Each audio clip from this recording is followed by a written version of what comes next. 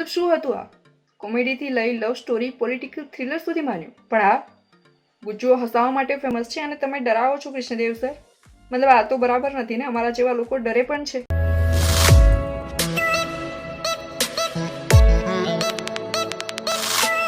કોઈ અજાણ્યો માણસ હેલ્પ માટે થઈને તમારા ઘરે આવે અને ઘરના લોકોને જ હેલ્પલેસ બનાવે તો?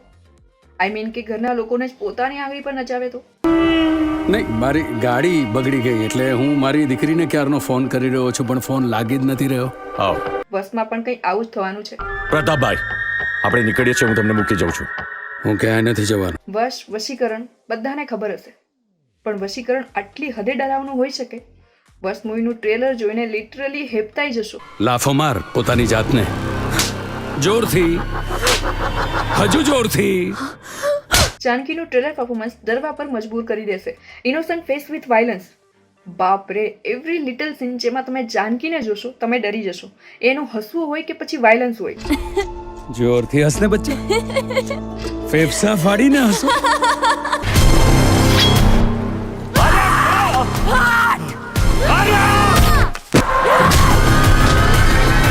કહ્યું તું આની આજુબાજુ ફરકતા પણ નહીં. છેલ્લા દિવસની કોલેજ ગર્લ યાદ છે કે પછી લાસ્ટ યરની નાડી દોસ્તની રિદ્ધિ? કોમન રોલ હતા, પણ Arya, this is not common role.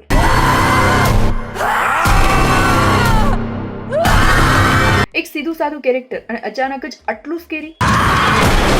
Janaki, your acting skill are awesome. Hiten Kumar, looks, dialogues કે પછી એક્સપ્રેશન બધું જ જોરદાર છે. ઊભી થઈને તારા બાપાને લાફો મારજા.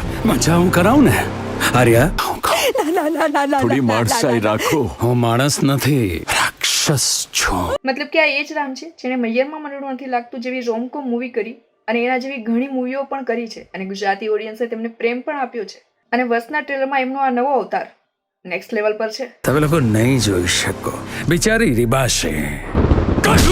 New and old combination perfect છે. હિતુ કનોડિયા અને નીલમ પંચાલ બંને ટ્રેલરમાં જોવા મળે છે અને આર્યાના પેરેન્ટ્સ છે.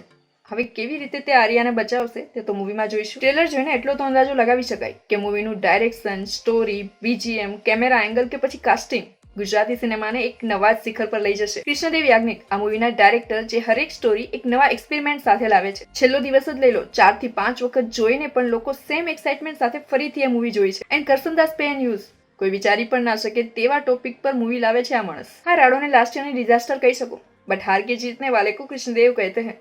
મતલબ કે રાડો જેને પણ જોઈ છે એ બધી ઓડિયન્સને રાડો ગમી પણ છે. પણ હવે મતલબ કૃષ્ણદેવ સરે નક્કી જ કરી લીધું છે કે બધા જ એક્સપેરિમેન્ટ કરી નાખવા છે. બટ આ એક્સપેરિમેન્ટ તગડો છે બોસ. બટ આ તો મારું ઓપિનિયન છે. તમારું ઓપિનિયન નીચે કમેન્ટ બોક્સમાં લખી નાખો. શું કે છે આપણી એક્સપર્ટ ટીમ? બધાને વશમાં કરી લેશે? તમારું પ્રેડિક્શન લખી નાખો.